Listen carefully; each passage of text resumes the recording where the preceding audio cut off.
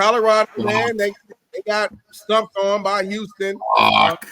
12 opener. They're down, they're 0-2 now to start the season.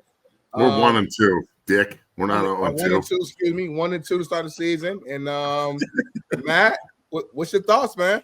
Smitty, you said 0-2? Yeah. Okay, these are and we might as well be 0-2 because we beat Delaware. Yeah.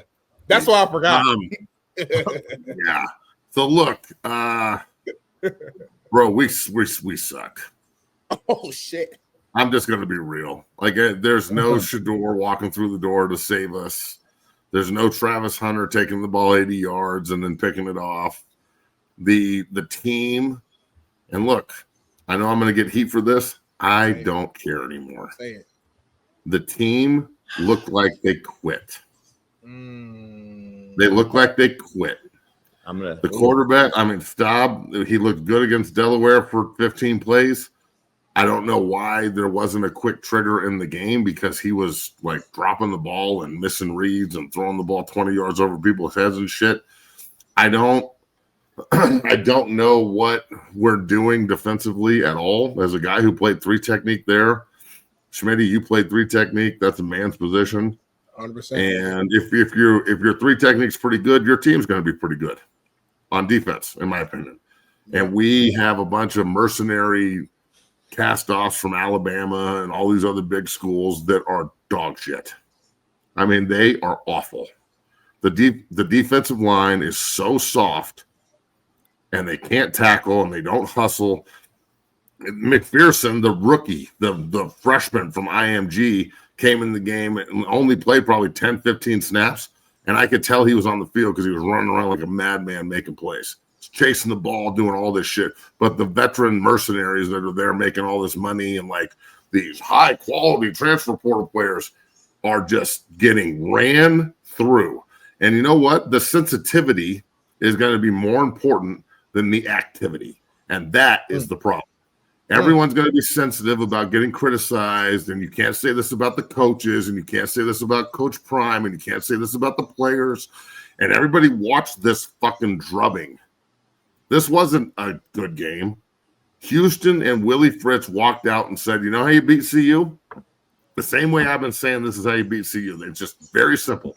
Line up and run the ball at them vertically, play shell coverage, rally and tackle, and rush the passer, and they will crumble. And they did again. And they looked like they quit in the middle of the third quarter. And, I hate to say this, but you can parade out all of the all of the current Hall of Famers that you want. You can have Michael Irvin there at the game. You can have T.O. there at the game. You can have Warren Sapp and Marshall Faulk and Coach Prime and Andre Gerard and fucking Pat Schumer, all these NFL guys you want. None of them play. Coach Prime, Coach Sapp, Marshall Faulk, Michael Irvin, T.O., all these guys don't play. They're all old and coach. And the players, although it is cool to have a coach with a big name, I'm starting to question how much we're actually being coached. And I did it. I was questioning it last year. They got bailed out last year by a bunch of NFL players. That's what I think. I don't really know what to say about this at the moment, other than we better take the seriously because they got a really good defense. I'm gonna dive in real quick and chime in, Smitty. You kind of led into everything I led in the show with regarding Colorado. Here's the issue I have, and I'm just going off what everyone else has been telling me for 2 years. That I've been saying this for 2 years, and I'm just like, listen, I like Deion. I think he's one of the greatest players of all time, but that doesn't necessarily translate. And this is why I've been saying this. I led the show off with this take, and I mentioned exactly what you did. Marshall Faulk sure looks pretty on the sideline. Warren Sapp, Byron Leftwich, but they do nothing. They don't coach, Matt. They watch. They don't coach. I watched the game specifically looking for the assistant coaches. All you see is Deion kind of like he'll yell in the headset real quick, get out, get in. Those other guys look lost. They look like this is a one-man band, all eyes on me. I'm just here to kind of be the guy on the sideline, not really here to coach anyone. It's a sad watch for me. number one. Number two, the post-game speech is what stuck out to me. It's been sticking out, but when you win, Smitty, you know, it covers up a lot of shit, and you really can't go out there because then, they're winning. Well, here's the issue. When I lost a football game, any football game, I was embarrassed for myself. I lost the game because I already knew I had my players buy-in because I know I was that guy that the kids wanted to play for. I knew that. At the end of the day, Deion is that guy. That's what everyone's been telling me anyway, and that's what he's been telling everybody. So if he's the guy, because after a loss, Matt, I'm going to be honest. I addressed the team, and then I'll just give you real. Hey, man, listen. Coaches, we got to fucking get better. We got to get better. We got fucking beat. And you guys played hard, blah, blah, blah. Now, if you didn't play hard and I saw it, then I was I was cutting you. He came after and said everything that he said in that post-game speech was, y'all got to get out the field on third down. Y'all got to get the first down. Y'all got to do. And I'm sitting there like, where is the accountability that you didn't call the timeout in game one that you could have won? You mismanaged the game. You are playing quarterback shuffle. I don't understand that part, and it was embarrassing to watch as a head coach because at the end of the day, you can be the greatest player of all time and demand and think you're just supposed to roll the ball out, Matt, and win games because you're Deion Sanders. That's the problem I see. I think he's so accustomed to winning and being the greatest player out on the field that he thinks automatically those guys are supposed to be something close to him, if not him. And that's why great players are not very good football coaches. That's just my opinion. That is a thing. That's for damn sure. I will say this too. You know, I heard Danny Cannell say something that was very telling, and I started thinking about it. He's never coached another quarterback other than his kid. Oh, I've been saying that for 3 years. Like he's never had a quarterback competition. He's never had a let's pull this guy out and put the other guy in. He's never even a thought. Like Shedeur could have had 25 incompletions in a row. He's still playing quarterback. Right. Hey, Shaun King wanted to ask you that last week, and we didn't bring him in time. We forgot, but he wanted to talk to you about that because he was like, Deion had the opportunity to do this, and he never mentioned this with his son. Like he had the opportunity to do it. And now I don't think they know. Or maybe it's just he's the end-all decision maker. Some coaches delegate decisions, and they'll be like, yeah, who do you want at quarterback? I think it's Prime, who do you want at quarterback? And he's just like, on the spur of the moment, he's like, Juju. And then he's like, stop. And then he's like, fucking Salter. And then, like, it's just. Because he don't have his son there. That's exactly right. So all three of those guys, no one knows who's a starter. Everybody's walking on eggshells. All the offensive players don't know who to follow. And this is how you get the same way we're just talking about the Bears, the disconnect in the locker room. This is how you get disconnect in the locker room because this is not a bunch of kids that went to Colorado to play for Coach Prime. They went to Coach Prime to play at Colorado. So it's Mercenaryville in college football. When it doesn't go right, it's ugly. Hey, I'm gonna defend Deion though, Matt. Like it's everywhere. It ain't just Colorado. It's not just Colorado. That's football's bad. Sure. Football's bad right now. Mercenaries are ruining it. Virginia Tech and there's some really bad. Look, CU. It got UCLA fired. It got UCLA fired over the weekend. Yeah, they could easily be a 2-1 football team and looking at beating Wyoming and going to 3-1. I think they'll beat Wyoming at home and be 2-2 going into the BYU game. You better fucking beat Wyoming at home. But I can't sit here and watch them do the same shit over and over and over again from a scheme perspective that doesn't suit who they are. Like you give up 300 yards or 280 yards rushing or some crazy shit again, and you don't run the ball for over 100 yards again. Yeah, I think their leading rusher had 5 carries. Well, Style had 11. Style was just running just from pressure. Their actual leader rusher had 5 carries, I think. And one of those carries was like a 40-yard touchdown run. Right. Yeah, why can't running backs in this offense get 25 carries and just eat? Hey, it's to your point, though. A running quarterback in Salter that you won't build a running system around. You've been talking about it. You've been talking around the football. I've been beating it till I'm blue in the face, and I'm like, I've gotten to the point where this is something else that I have to say. It's no longer about like creativity offensively or what could they do, yada, yada, yada. The fan base and the prime sexuals are so and the entire football program are so sensitive to anyone calling them out, criticizing anything, disagreeing with anything, that the sensitivity is what plays. It's like, well, how can you question me? Well, that's what the sports media does. It's a bunch of, we are also ex-players that have opinions, and not everybody thinks the way you think. Not everybody does things the way you do things. The sensitivity to the criticism, the sensitivity to the, questions, the press conferences that have become a joke where they don't really ask Coach Prime anything. They just sit up there and conversate with him. I don't understand that. If you lose and play bad, you have to handle that part of it the way you handle it when you win and play well. Facts. So that's one part of this, that until everybody can shelf the sensitivity of like getting verbally abused or whatever the fuck they want to talk about in this soft ass generation we live in, after you get fucking pummeled. They didn't go to Houston and lose 36-33 in triple overtime. Well, I'm sorry, but Houston, I watched every game of Houston's season last year, and they got a lot fucking better. But at the same time, they had 3 starting linemen go down in this game alone. They lost their left tackle, they lost their best guard, and they just got better. They just abused the fuck out of us up front. And I'm telling you, when you don't build your team from the inside out and you build it from the outside in, you're susceptible to getting your ass kicked, because that's how people beat spread soft football teams. And unfortunately, and I hate to say this about my alma mater, a place that I love, we're soft as the fucking pillow, bro. We're soft on the offensive line. We're soft on the defensive line.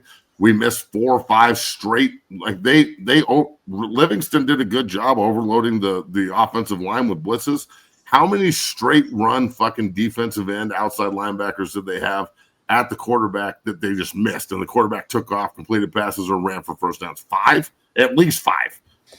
So it's soft, and I don't know another way to talk about it. And I know this will get blown up and it'll be a problem, and I'm not sorry anymore.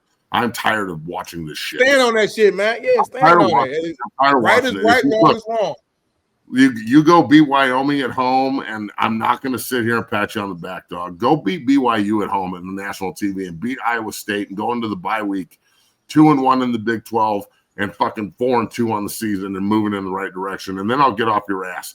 But I seem to think that Wyoming is a really good defensive football team that just gave Utah a bunch of problems in Larimer. They're coming to Boulder. They're going to give us some problems.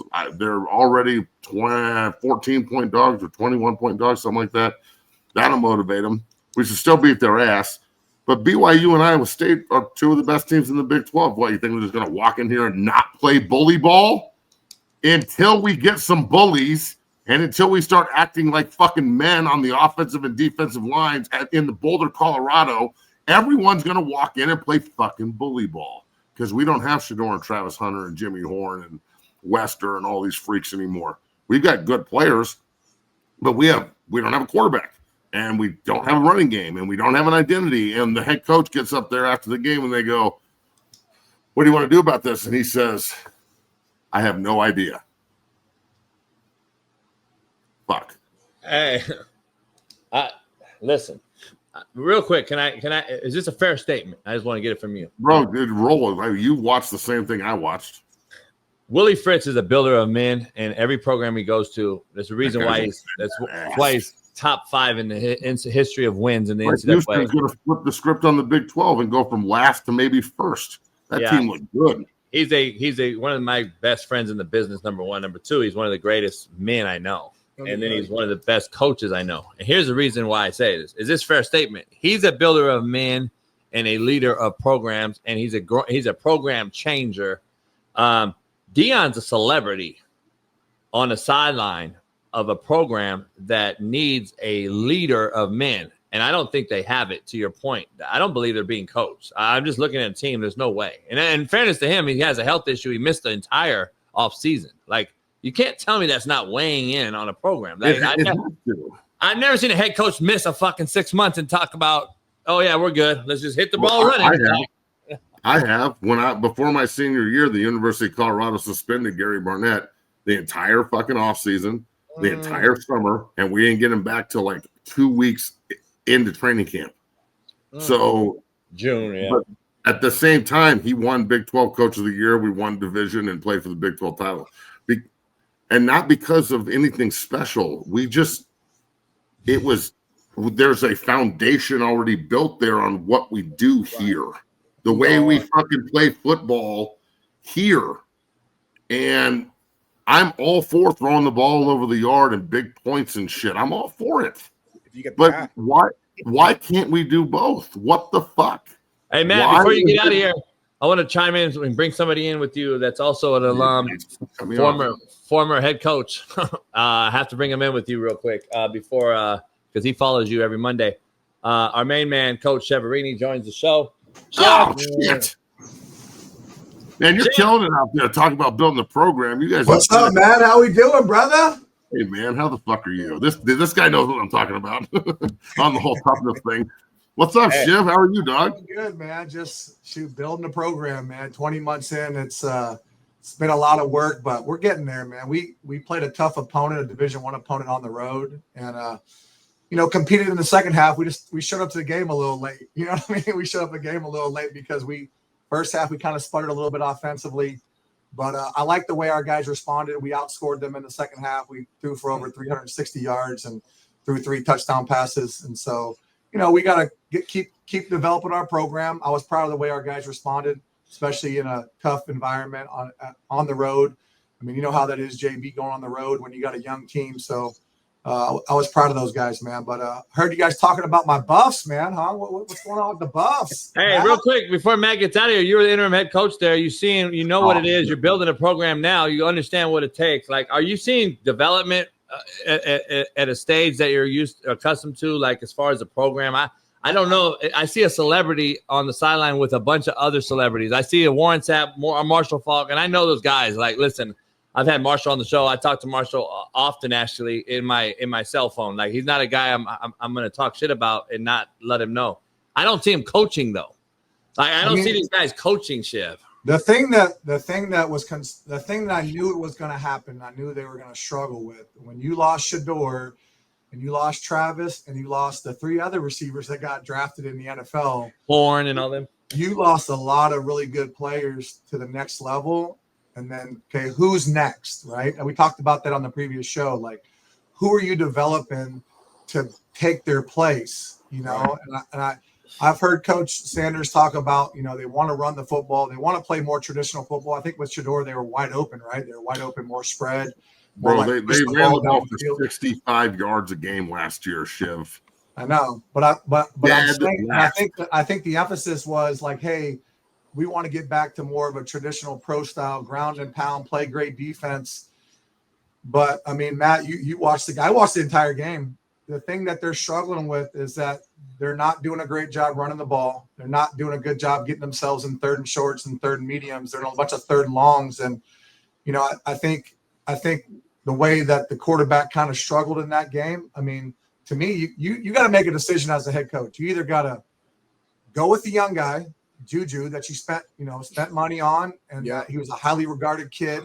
Now, if Salter is that much better than Juju, then you go with that kid.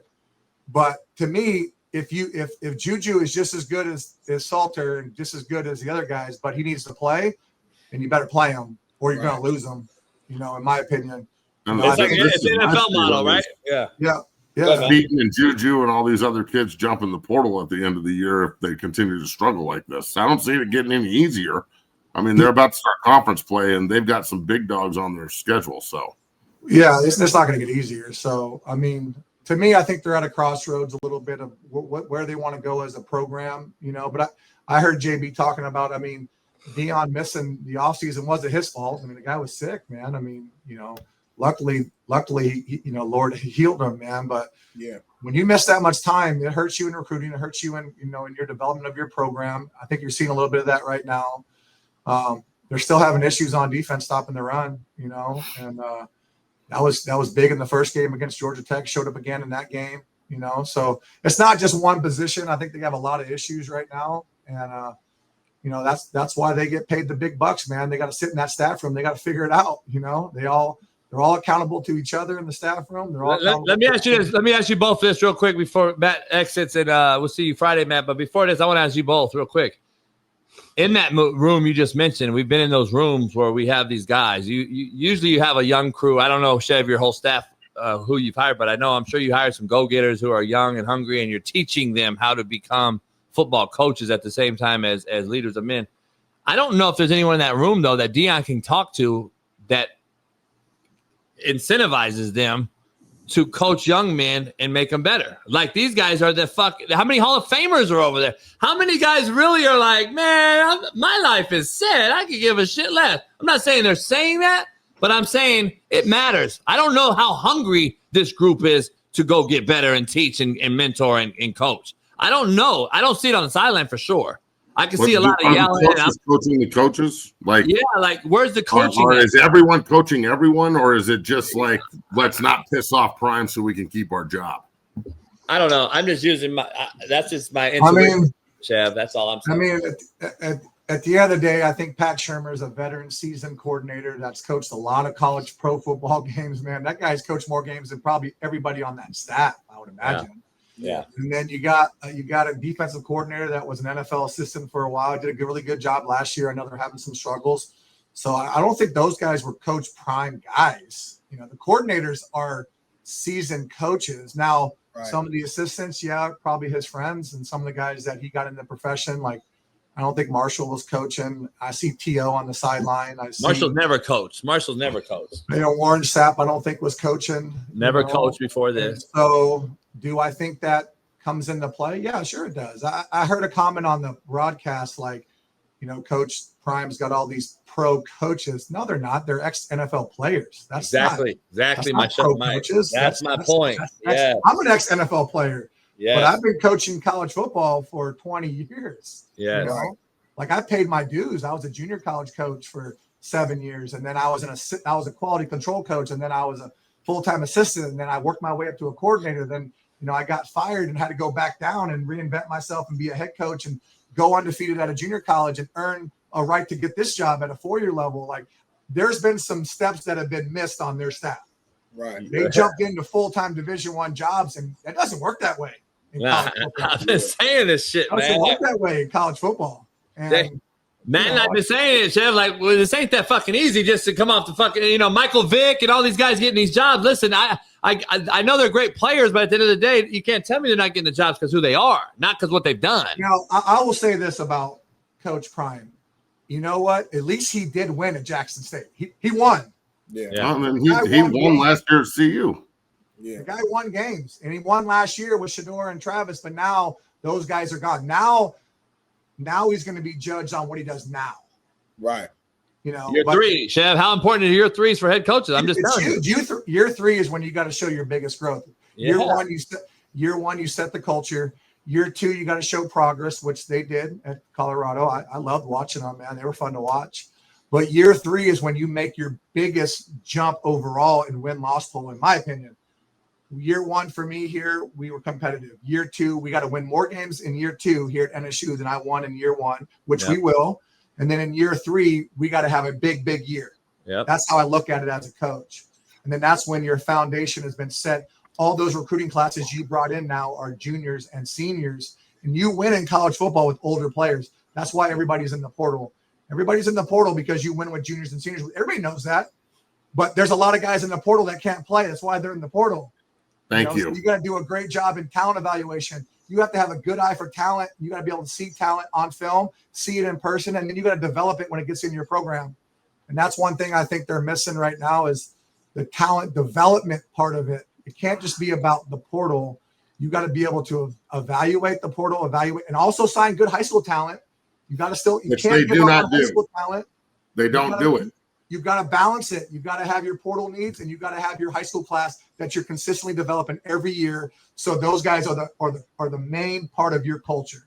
I got a question before I leave. What was that, Matt? I got just real quick question to everybody before I leave. Why is it that they put so much stock into recruiting Jordan Seaton from high school, and then they got him and stopped? Why?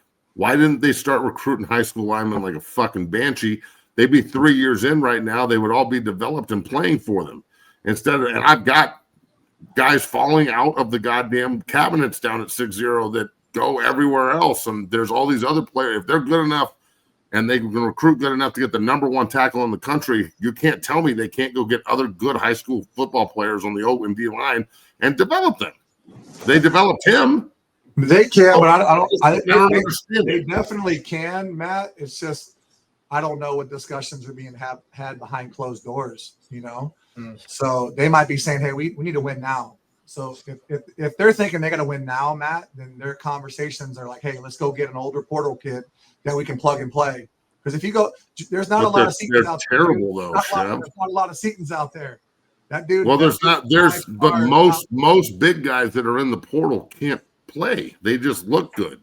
Well, I mean, that's again goes down to it's just like you got to be a good talent evaluator. You know, there's obviously hit and misses in the portal, right? But you know, obviously the top guys that you're paying for, you're paying big money for them too. So if you're getting guys out of the portal and you're not paying big money for them, probably because they're not very good players. No doubt. Touché, friend.